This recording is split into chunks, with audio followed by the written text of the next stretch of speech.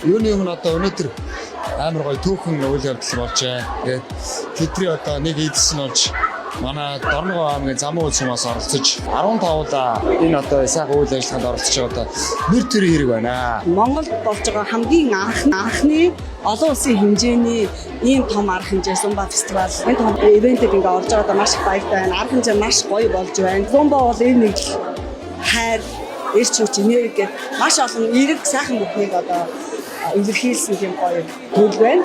Энэ тэмцээнд олонтойгоо хүргэлтэйгээ гурлаа оролцож байгаа. Бид нар эдээ одоо магадгүй тэмцээн гэж байгаа боловч тайзан дээр бүжгэлж байгаа хүмүүсээ яг нэг баг шиг дэмжиж бүгдөө хамтдаа бүжгэлж ингэж одоо юм гоё эрг найрамдалтай аз жаргалтай юм өдөр өнгөрч ийн л гэж бодож байна. Хайртагч отгоо ихчиг дэмжээр ирсэн. Арга хэмжээ болж байгаа энэ цогцлор газрын хувьд бол одоо бас аюу гоё тийм газар байна. Бүх талаараа одоо багтаамжаараа ч тэр тэ орчин дотор зохион байгуулалтаараа